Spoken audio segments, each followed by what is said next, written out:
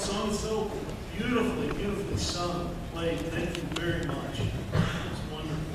Our scripture reading this morning comes from the book of Genesis, chapter 22, verses 9 through 12. A familiar story to many of us. When they came to the place that God had shown him, Abraham built an altar there and laid the wood in order. He bound his son Isaac and laid him on the altar on top of the wood. Then Abraham reached out his hand and took the knife to kill his son. But the angel of the Lord called to him from heaven and said, "Abraham, Abraham." And Abraham said, "I am here." And he said, "Do not lay your hand on the boy or do anything to him. For I know you fear God, since you have not withheld your son, your only son, from me." May God add his blessing to the reading of his word. There is a drive that is within all human beings, a need, a desire to be valued, to feel that our contribution to those around us is important, that we have made a contribution, that we're making one now or we have made one in the past, and that our life has been of value. And not only to have that belief in our hearts, but to know that others feel that way as well. This need to know that we are important. We are valued. It is so easy to doubt this fact. To doubt the fact that we are important. To feel in our lives that in fact we are unimportant. This comes to, I'm sure, every person from time to time. I know it's come in my life over and over again. I remember it very sharply. I guess this comes to many of us during our adolescent years. And I remember very sharply feeling this one day when my football team played. And the football game was the big game. And the game was won. And everyone was happy. But I was miserable because I knew that I hadn't done anything to contribute to that victory. It's a little example, a silly example, but it is easy for us to make ourselves feel that we are unimportant. We are undervalued, and that is in our own hearts, and that is a terrible burden to have to bear and to carry. And sometimes it is ourselves. Usually it's ourselves. We make ourselves feel this way. We make ourselves feel unimportant. We do all sorts of things to try to alleviate this, to feel connected, to feel like we're part of something greater than ourselves. Social media provides such a great experience. It can be such a wonderful experience of being able to connect with people that share our interests, that live all around the world, and to be able to feel connected to our friends that live in other places. And so many of us do feel good about being on social media, but normally it's those of us who feel good about it are the ones who don't need that feeling of importance. We already have that, and it's the folks coming onto social media who don't have that in their lives. They come away from that experience feeling just the opposite. We see it in survey after survey that people can come away from social media feeling unimportant. Because it's so easy then to compare ourselves to others, and that's really the mistake we make. We compare our lives to the lives of others.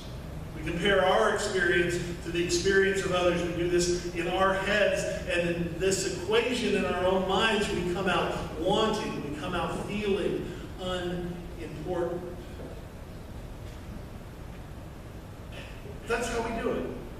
I mean, that's how we judge each other a lot of the times. That's how we judge ourselves, is in comparison to others. That always got me thinking about, when I think about being unimportant, gets me thinking about Abraham and Isaac.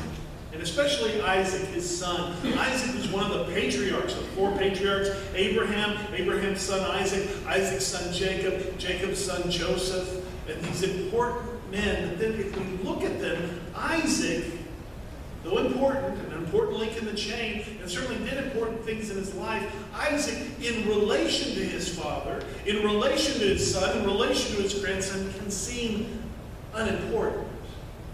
Isaac's always playing a supporting role in other people's stories. He plays a supporting role here in the scripture we read in his father's story.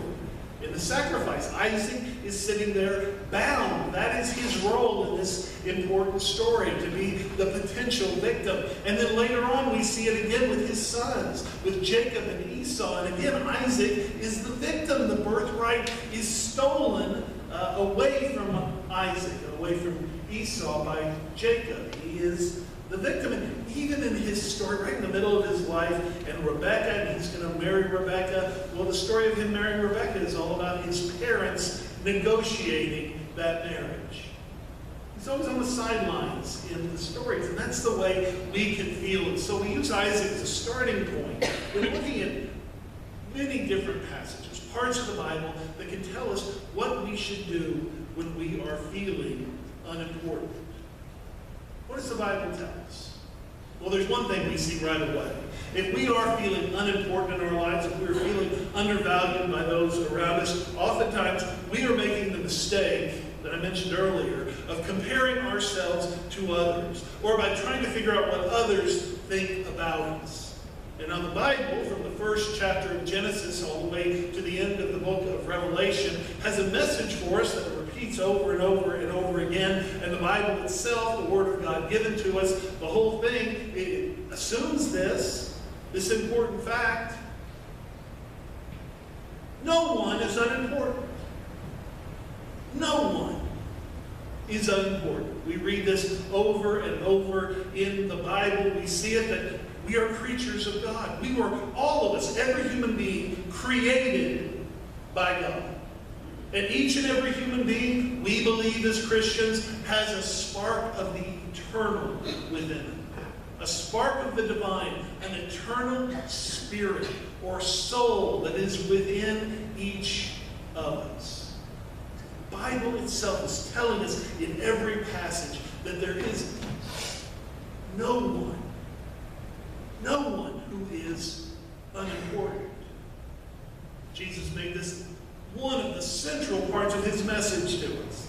Jesus came for many reasons: to heal and to sacrifice, to die on the cross, but also to teach us about God's love. And one thing that he taught over and over is God believes, God feels we are all important. God loves each and every one of us.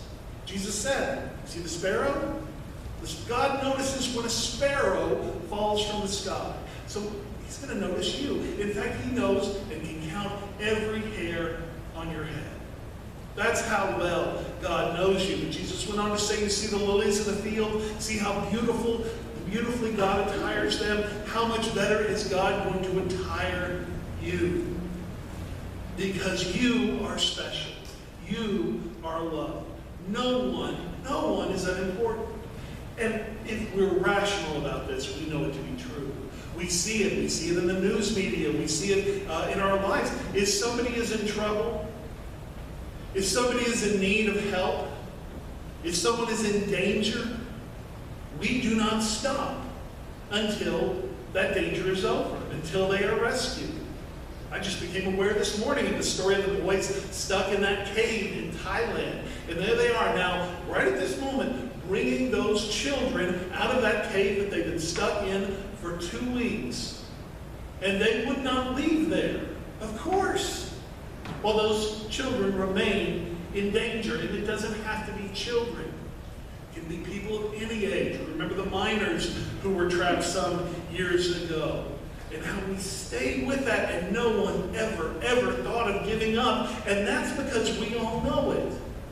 There is something special about each and every person. You know, the rescue efforts, I was noticing today, the rescue efforts of the boys in Thailand, the Thai authorities are taking the lead, of course. They've got their military working on it, their rescuers working on it, but there are also volunteers there from the United States, from China, from Australia, and from Europe. All there to help out in this rescue. We know it rationally. We are all important.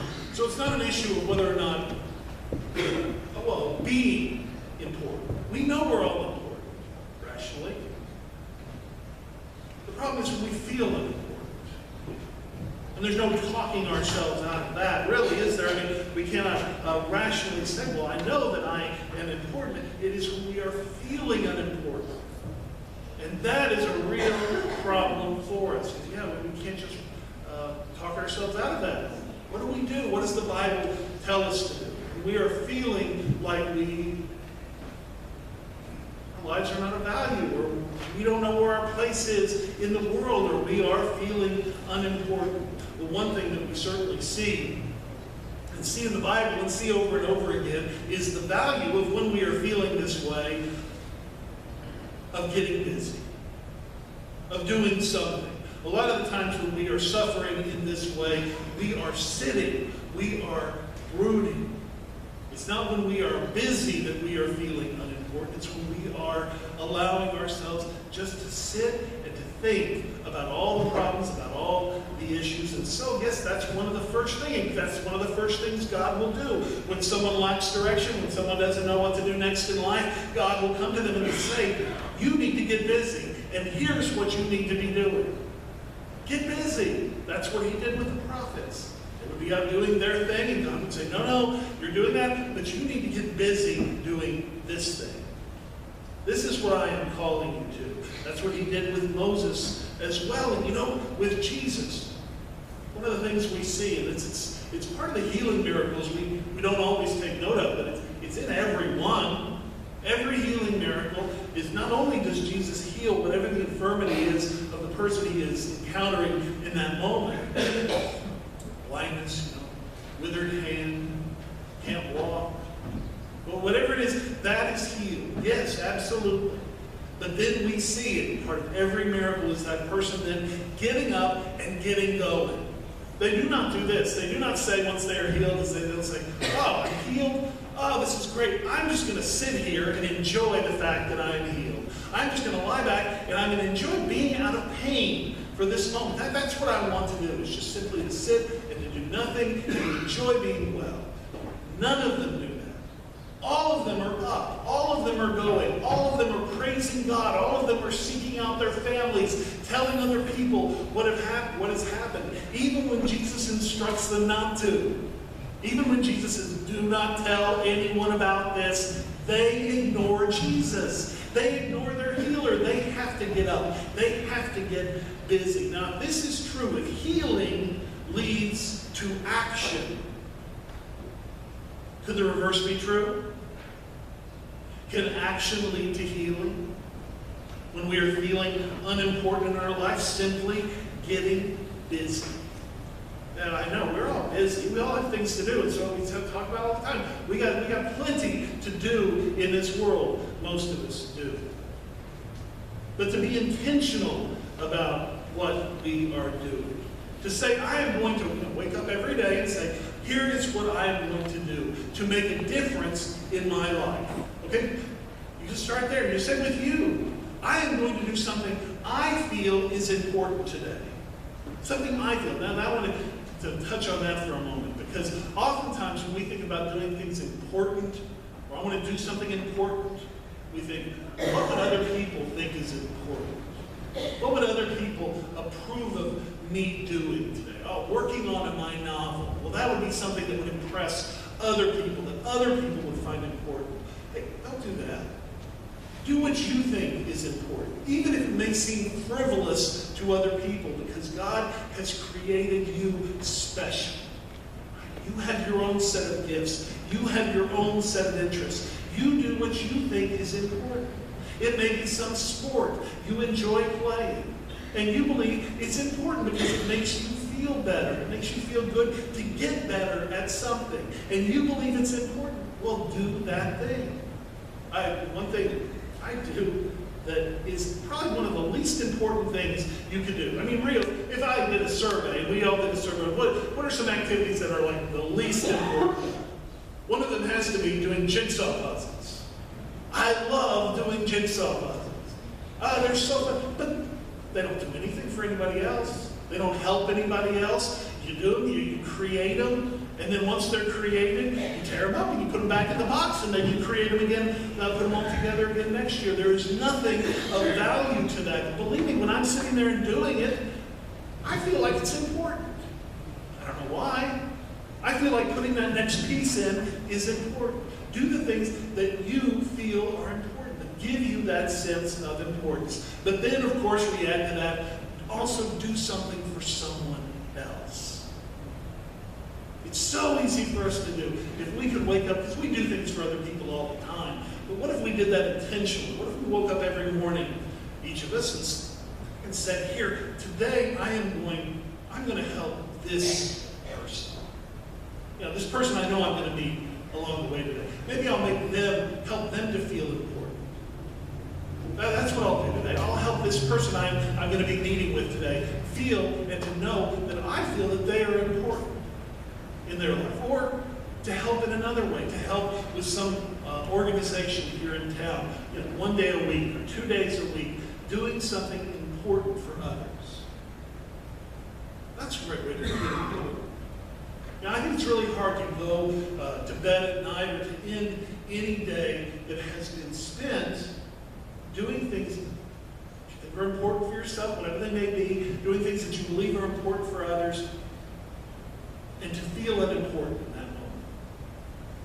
No, because you may not be big, it may not be major, but you have done something on that day. And here's one thing you can do too. Here's a very simple thing that you can do during your day. You can recognize and realize all of the things that you do that you take for granted that you love.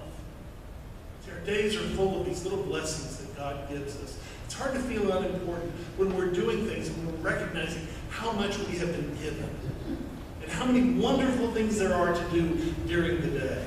And I want you to make that list for yourself and think about all those things you do that you enjoy. And I'll tell you where this comes from in the Bible. It comes from the book of Ecclesiastes. In Ecclesiastes, the author has this exact problem. The author's saying, not only is he saying, my life's not important, and he's a learned person, he's an accomplished person, he's saying, my life's not important, he's saying nothing's important. Vanity, vanity, everything is vanity, he is saying. So he works through this and thinks through it, and one place he gets to at the end of all his thinking about this is, well, here's one thing we can do. We can enjoy this life we have been given. We can enjoy all these little blessings we have been given. He said we can sit and we can drink our wine. We can enjoy our families and be with those that we love and do these simple pleasures. And so I want you to think about that today. It's hard to feel unimportant when you recognize how blessed you are with things that you love, simple things that you enjoy. I'm going to give you a few here. How about this? For many of us, not all, but just drinking a cup of coffee in the morning or a hot cup of tea, something that we really enjoy, having a hot shower, or drinking a glass of wine in the evening, or having a meal we really enjoy. Or here's one for you today. I hope all of you can enjoy this. You're going to drive home today. You're going to get out of your car in your garage. You're going to get out of your car in your carport. You're going to go into your house. You're going to feel the air conditioning. You're going to feel it. You're going to say, I am now going to be able to spend as much time as I choose during this day cool in the air conditioning. What a blessing that is, and how much you're going to love that, and you're going to enjoy it and appreciate it. That is a great blessing, and it's hard to feel unimportant when we recognize and see the blessings of our life and we learn to enjoy them and appreciate them. All of this goes to one point. It goes to this. You decide what your attitude is going to be in this world. And that's one way that you actually can fight this feeling of unimportance. Nobody is unimportant, I think, because you determine so much of the shape of your life simply by your attitude. You're important because you're determining your life by how you feel, by what you do, by how you think of your life each and every day. Again, we go back to the healings of Jesus. And yes, he would heal people, and that would be amazing. But what would be also miraculous is the change in their attitude. The way they approached life from then on. Now that they had their problem healed, they were able to go forward. They were able to do new things. And their attitudes completely changed. That's the kind of healing we can have in our lives as well, is to realize that with God in our lives, with Christ in our hearts, our attitude is up to us. We have control over that. We have the power. We often say that to our kids. They're tired of hearing it now. It's we'll go someplace that they're not looking forward to going to, and we'll say, listen, you go here, it's up to you, whether you were miserable during this time or whether you were happy. You can decide. We know the importance of an attitude, not only in life, but like in healing, in going to the hospital. People who are in recovery and who are having to work hard each day. People who are in rehab, not just for days, but for weeks or for months. And what's the most important thing about being in rehab? What's the number one thing that we can control? It's not how good your therapist is. It's important. You want a good therapist. But that's not it. It's not even how good your doctor was, your surgeon, right, who fixed whatever it was perhaps that was wrong with you, gave you your new hip. That's not the most important thing. The most important thing is your attitude. At that moment, once those things are done, your attitude is going to make the biggest difference of all the things in your healing. When we realize, we have such power over our lives. We have such control. If our attitude changes, our lives and the shape of our lives changes. Boy, it's hard to feel unimportant. When you have that kind of control over your own life. As human beings, we all feel unimportant from time to time. And when we do, we can get busy doing something that we feel is important for ourselves and for others. And we can make sure we enjoy what we're doing. Make sure we appreciate each and every day. And also make sure that we know we are in control of our attitude. And especially with God in our lives, we should be able to have a positive attitude. Absolutely. It's one of the promises of our faith. But if that doesn't do it, then we can remember this one last point. That yes, we are creatures of God. We are created by God. We have been given a divine spark within us, an eternal life, an eternal soul that is within us. And because of that fact, because we are loved by God, God sent His Son. God sent His Son into this world to teach us, to heal us, and to die on the cross for us. There's no better evidence than Jesus Christ that no one is unimportant. Let us bow. Loving God, we do give thanks for all the blessings that you give to us. Loving God, we give thanks for all the tender mercies, all the things that we can and so easily take for granted in this life. Lord, open our eyes to them once again. Help us to see all the ways that we are blessed. Help us to count those blessings and name them and appreciate them every day. Loving God, may these blessings remind us every day how much we are loved by you. Help us to open our hearts to that love and help us to be channels of it into this world so not only we can know and feel our own worth, our own importance, we can share that feeling with those around us. We can remember how important it is for others to feel that way. We can bring that feeling into their lives as well. And God, grant us a sense of your presence and your spirit as we go forward today, here, and this week ahead. In Jesus Christ's name we pray.